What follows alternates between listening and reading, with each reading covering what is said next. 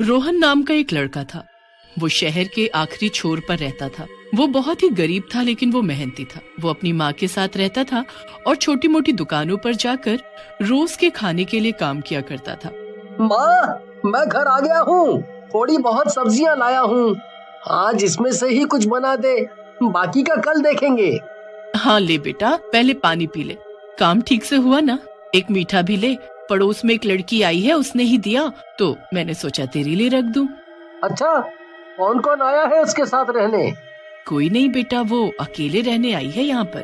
क्या शहर के आखिर में इसने क्यों घर लिया है? ऊपर से अकेली है, डर नहीं लगता क्या इसको?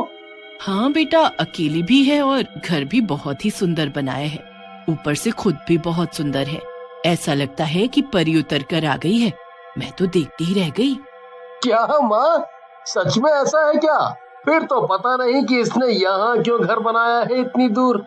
जाने दो, इसकी भी कोई मर्जी होगी या मजबूरी, हमें क्या। हाँ बेटा, हो सकता है। जिसकी माया वही जाने। खैर तू बता, मैं आज क्या बनाऊं खाने में? बता क्या खाएगा? माँ, मैंने करेला और प्याज लिया है। आप उन दोनों को मिलाकर ही सब्जी बना दो। ठीक है बेटा, मैं अभी बनाती हूँ। तभी कोई दरवाजा खटखटाता है। बेटा देख तो कौन आया है। जी, आप कौन? जी, मैं आपकी पड़ोसी हूँ। आज ही यहाँ रहने आई हूँ। वो मैंने घर बनाया है ना, तो खाना देने आई थी। आज पहला दिन है मेरा, इसलिए सोचा आप लोगों को खाना खिला दूं। कौन है बेटा? माँ जी, मैं हूँ जो सुबह आई थी। अच्छा अच्छा, ठीक है बेटा। वो खाना देकर चली जाती है। कुछ दिन बीत जाते हैं, पर मोहल्ले में एक चीज बहुत अजीब हो रही थी। जो भी निशा से मिलने आता वो गायब हो जाता। और जब से निशा उनके पड़ोस में आई थी, बहुत सी बातें होने लगी थी। सुनिए, वो मेरे घर की खिड़की अटक गई है। क्या आप मेरी मदद कर सकते हैं? बहुत प्रॉब्लम हो रही है उसको बंद करने में, और मुझे समझ नहीं आ रहा कि मैं किसे बुलाऊं इसे ठीक करने को। यहाँ की ज्यादा जानकारी नहीं है ना मुझे। हाँ, कोई बात नहीं, मैं कर देता हूँ। आप परेशान मत होइए, ठीक है? दोनों निशा के घर जाते हुए, जी ये वाली खिड़की है जो अटक रही है। फिर रोहन फटाफट से खिड़की को ठीक कर देता है और निशा रोहन को बैठने को कहती है। आप कुछ लेंगे? ठंडा गरम कुछ भी? नहीं थैंक यू। आपका घर बहुत ही सुंदर है और बहुत अलग अलग चीजें भी हैं। आधे से ज्यादा तो मैंने देखी भी नहीं है आज तक। Thank you. हाँ ये तो है। रोहन को वहाँ पर बहुत सुंदर पेंसिल दिखती है और वो उसे ले लेता है और अपने घर आ जाता है। ये पेंसिल इतनी सुंदर है कि किसी को भी लालच आ जाए। वैसे भी वो बहुत अमीर है, ना जाने ऐसी कितनी पेंसिल ले सकती है। एक पेंसिल खोने से उसका क्या नुकसान होगा भला। चलो, मैं जरा इससे कुछ बना कर देखता हूँ। वैसे भी कितने दिन हो गए मैंने चित्रकला भी नहीं की है। रोज के काम धाम के चक्कर में अपना हुनर ही पीछे छोड़ दिया है मैंने। अब जब आज ये सुंदर पेंसिल हाथ में ले ही ली है मैंने, तो कुछ बना ही लेता हूँ। रोहन खुद से बात कर ही रहा होता है कि तभी उसकी माँ की आवाज आती है। क्या कर रहा है बेटा तू अकेले अकेले?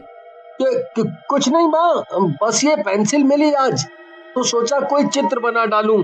देख, मैंने मिठाइयों से भरा थाल बनाया है। रोहन अपनी माँ को चित्र दिखाई रहा था कि अचानक एक जादुई प्रकाश पड़ता है उस चित्र पर और वो चित्र असलियत में वहाँ प्रकट हो जाता है। अरे बेटा, ये क्या हुआ? ये तो मिठाई का थाल चित्र से निकलकर हमारे सामने आ गया। ये कैसे हो सकता है? हाँ माँ, हाँ सच में। पता नहीं, ये कोई जादुई पेंसिल लगती है। वो दोनों फोटो को सच होता देख हैरान होते हैं और उधर निशा अपनी पेंसिल को ढूंढकर परेशान हो रही होती है और गुस्से में अपने असली रूप में आ जाती है जो एक चुड़ैल का होता है। मेरी पेंसिल कहाँ है? मैंने उसे यहीं तो रखा था। कहाँ गई वो? एक मिनट, कहीं किसी ने ले तो नहीं ली? अरे हाँ, रोहन आया था, कहीं वही तो नहीं ले गया? जाकर पूछती हूँ अभी उससे, उसके बारे में कुछ पता नहीं लगा होगा। निशा चुड़ैल अपने सुंदर रूप में आती है और भागी भागी रोहन के घर जाती है। रोहन, क्या तुमने मेरी पेंसिल देखी है? पता नहीं कहाँ चली गई, मिल ही नहीं रही है, कब से ढूंढ रही हूँ। नहीं, मैंने तो नहीं देखी है। क्यों, क्या हुआ? दूसरी ले लेना, पेंसिल ही तो थी। नहीं ले लेना, उसमें क्या है? कुछ नहीं, बस वो मुझे किसी ने गिफ्ट की थी तो थोड़ी खास है, मुझे लगा तुमने देखी होगी। अच्छा, जब तुम वहाँ थे तो कोई आया भी था क्या? हाँ, वो शिव आया तो था, लेकिन उसके हाथ में कुछ नहीं था। अच्छा ठीक है, मैं एक बार उससे भी पूछ लेती हूँ, क्या पता उसको कुछ पता हो। फिर वो हड़बड़ाती हुई वहां से चली जाती है। रोहन जल्दी से दरवाजा अच्छे से बंद करता है। रोहन, तूने तो शिव का नाम लगा दिया, अब जाकर देख तो निशा उसके साथ क्या कर रही है, कहीं बात ज्यादा न बढ़ जाए। ठीक है, मैं जाकर देखता हूँ। अगर कुछ ज्यादा हो गया तो मुझे हैंडल करना होगा, वरना बेचारा शिव फंस जाएगा। शिव, मेरी पेंसिल कहाँ है? वो मुझे दे दे, वरना तुझे पता नहीं मैं क्या कर सकती हूँ तेरे साथ। जल्दी बता, मेरी पेंसिल कहाँ है? मुझे कुछ नहीं पता। कैसी पेंसिल? कौन सी पेंसिल? मैंने किसी की पेंसिल नहीं ली है।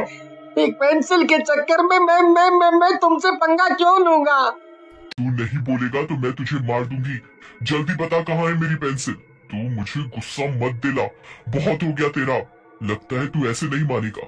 चुड़ैल गुस्से में लाल पीली होकर उसे मार देती है और उसका पूरा घर छान मारती है, पर पेंसिल उसे नहीं मिलती और वो और भी ज्यादा हड़बड़ा जाती है। अरे, पेंसिल तो इसके घर में भी नहीं है। कहीं ये सच तो नहीं बोल रहा था? इसका मतलब रोहन के पास ही है मेरी पेंसिल। वो जरूर झूठ बोल रहा था। रोहन निशा का असली चुड़ैल रूप देखकर बहुत डर जाता है और जल्दी जल्दी अपने घर जाने लगता है। माँ, जल्दी से चल, वो निशा एक चुड़ैल है, उसने शिव को मार दिया है। हम यहाँ से भाग जाते हैं, वरना वो हमें भी मार देगी। जल्दी कर माँ, जल्दी कर। पर हम पैदल कितनी दूर जा पाएंगे, वो तो हमें पकड़ ही लेगी।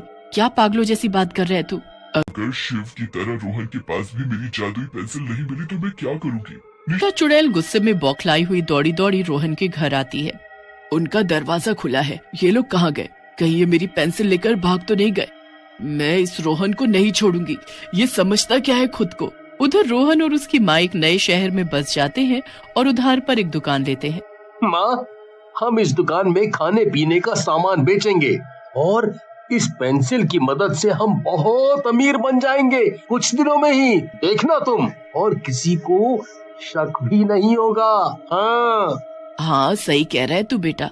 पहले सारी चीजें बना लेते हैं, उसके बाद ही दुकान खोलेंगे, इससे किसी को शक भी नहीं होगा हमारे बारे में। दोनों ढेर सारी चीजें बनाकर दुकान सजा लेते हैं और फिर दुकान खोलते हैं और उनकी बिक्री भी बहुत होती है, क्योंकि इतना सामान वहाँ आसपास कोई दुकान वाला नहीं बेचता था। दुकान पर सामान बेचते हुए दोनों बस यही सोचते हैं कि भगवान ने उन पर बहुत बड़ी कृपा की है।